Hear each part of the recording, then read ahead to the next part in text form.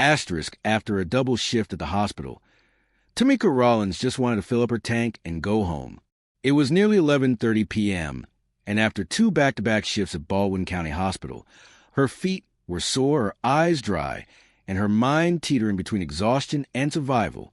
The twins were already at home with the neighbor, and all she needed was to make it back to her small house on West Elm before midnight. But the gas light blinked orange, forcing her to pull into an old Shell station just outside Milledgeville, Georgia, a dimly lit place with flickering overhead lights and a snack aisle behind thick bulletproof glass. Asterisk, asterisk. She left the engine running, not wanting to risk her silver Toyota Camry acting up again. Still in her wrinkled scrubs, she reached for her card, glanced around, and exhaled. Then, headlights flared in her rearview mirror. A Baldwin County Sheriff's SUV swung behind her, fast. Another pulled in at an angle, blocking her in. 2 officers stepped out, hands already on their belts. "Ma'am, can I see your license and registration?" The first officer asked, shining a flashlight into her car. Tamika kept her voice calm. "I just got off work. I'm a nurse at Baldwin County General. My ID's still on me." She pointed to her hospital badge clipped to her top, but the officer didn't glance at it. "Registration and ID. Now." Her fingers trembled as she reached for her wallet. She had done everything right. Hands visible, no sudden movements, but there was something in their tone, something practiced. "What's your business here?" The second officer asked, circling to the passenger side. "I needed gas. My tank's empty. You live around here?" "Yes."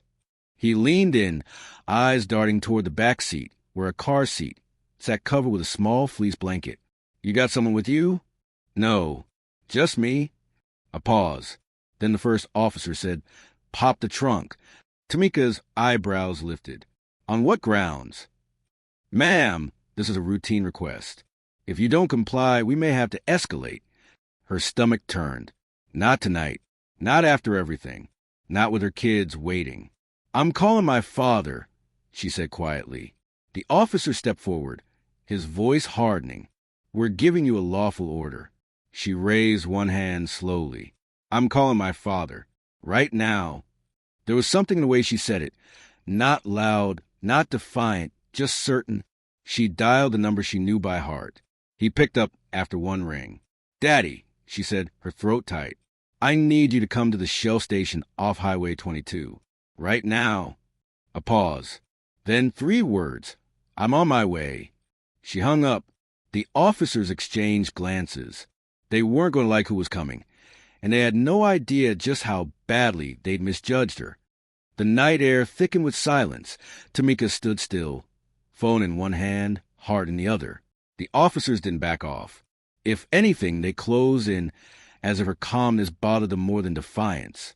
"You don't want to make this more complicated than it needs to be," Officer Hobson said, his nameplate glinting under the station lights. His partner, Deputy Fielder, watched silently, younger and more unsure but not stopping Hobson. "I'm standing here doing nothing wrong," Tamika said. "You asked for ID, I gave it. You asked where I live. I told you. Why are you still pressing me?" Hobson's voice turned sharp. "You got a problem with law enforcement?" "No," Tamika said. "I have a problem with being treated like I'm guilty for existing." He smirked, as if she confirmed his suspicions. "You keep pushing, and we'll have to bring you in. Loitering. Interfering with an investigation." "Investigation of what?" She shot back. "I stopped for gas. That's it. No one called on me. You're making something out of nothing." Fielder finally spoke, his voice less rigid. "We got a vague report about a silver vehicle in this area. Could have been a mix-up." Tamika turned to him. "So you pulled in behind me with backup for a vague report?" Silence stretched. Then the gas station clerk, a skinny teenager in a grease-stained hoodie, stepped outside. "She's been here like 2 minutes. Ain't bothering nobody. Cameras caught everything if you need it." Hobson glared. "Stay inside, son. This doesn't concern you." The kid muttered under his breath, but retreated. Far in the distance, tires hissed over gravel. A black SUV with tinted windows rolled into the lot and parked beside Tamika's car. The driver's door opened. Out stepped a man, 6 feet 3 inches, solid build, stone gray close-crop hair, eyes that didn't wander. "Tamika," he said. "Daddy," she exhaled, her shoulders dropping just an inch. Colonel Darius Rollins didn't look at the officers at first. He checked his daughter's face, her posture, her hands. Then he turned toward Hobson and Fielda. "Problem here, gentlemen?" he asked, his voice calm but carrying weight. Hobson stiffened. "Sir, this is a police matter. We're conducting an investigation." Darius tilted his head. "An investigation of a nurse in scrubs at a gas pump? You got body cam footage of that." Silence. "Let me tell you what I see," Darius continued, pacing slightly. "A woman alone, tired, still in uniform after saving lives. And I see 2 men using the weight of their badge to bully someone who didn't do a damn thing."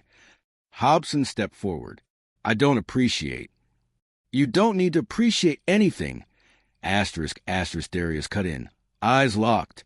"You need to think very hard about where you are and who you're speaking to." For a second, Hobson looked like he might push back. Then he closed his mouth. Darius turned to Fielda. "You got any children?" "Yes, sir. 2 boys." "You'd want someone doing this to their mother?" Fielda didn't answer. "I didn't think so." Darius turned back to Hobson. "You don't know who I am, do you?" "I don't care who you are," Hobson snapped. "Wrong move. Colonel Darius Rollins. 32 years U.S. Army. Last 10 with Delta Force. People don't say no to me. They say sir." Hobson's jaw tightened, but his hand dropped from his belt. "And right now, sir, you're going to let my daughter finish getting gas. Then you're going to leave. You're not going to follow her. You're not going to harass her. You're not going to write up some backdated charge to justify your ego." Darius paused. "Because if you do, I make 1 phone call and your badge, your pension, and whatever power you think you've got disappears before breakfast." Tamika finished pumping gas, replaced the nozzle, and got back in her car. Darius didn't move until she was safely inside. Then, as if dismissing a nuisance, he turned away and walked to his SUV. But what happened next would follow those officers far beyond that parking lot. The gas station clerk had filmed the entire encounter. By morning, the clip was circulating on local Facebook groups. 2 minutes of shaky footage showing a tired nurse in scrubs being pressed for no reason, then the black SUV arriving, then the man who changed everything with nothing but his voice and his stare. By noon, the county sheriff's office released a statement. The incident is under internal review. Both deputies involved have been placed on administrative leave. But the town was already talking. At Baldwin County General. Tamika clocked in as usual. A co-worker leaned in and whispered, "Saw the video. You handled that like a boss." Tamika just nodded and kept moving. There were IVs to check, patients to help. Meanwhile, Darius made quiet phone calls, generals, former colonels, contacts in D.C., people who didn't ask how he was doing. They asked who needed to be spoken to. By the 3rd day, it wasn't just local news. Regional headlines picked it up. Hospital nurse questioned without cause. Father's presence shifts entire encounter. News vans showed up outside the hospital. Tamika ignored them, walking inside with her head high. She wasn't looking for fame. She just wanted her boys to grow up safe. But for the first time in years, people were saying her name for something other than a patient's room. At home, her inbox filled with messages from strangers, nurses, single moms, military families. One stood out. "You held your ground, and it reminded me not to shrink in the face of wrong." She printed it and taped it to fridge. Sheriff Bruna, who had stayed quiet through the storm, finally spoke at a town hall. "This department failed someone," he said to a packed room. "We're taking steps to make sure it doesn't happen again. And to Miss Rollins and her family, I apologize." Darius watched from the back, arms crossed. He knew real accountability wasn't about speeches. It was about follow-through, and to the sheriff's credit, things changed. Mandatory body cam training was enforced. Hobson was suspended without pay. Fielder requested reassignment to community outreach. But none of that reversed what happened. Days later, Tamika sat on her porch steps, watching her sons play in the yard. Darius polished an old pair of boots beside her. "You ever think about why I never joined the military?" she asked. He looked up, curious. "I saw the kind of man it made you, strong, respected. But I wanted to be the kind of strong that heals, that looks someone in the eye and tells them it's going to hurt, but they'll survive." She sighed. "I didn't expect a fight to follow me to a gas station." Darius nodded.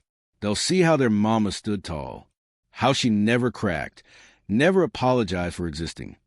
Tamika smiled faintly. "When I called you, you didn't ask what happened. You just said you were coming." He met her eyes. That's all you needed to hear. Later, Tamika wrote a note and stuck it on the fridge, next to the stranger's message asterisk.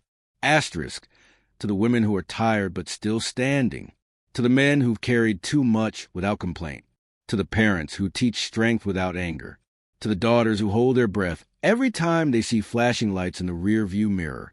I see you. It doesn't always take shouting to be heard.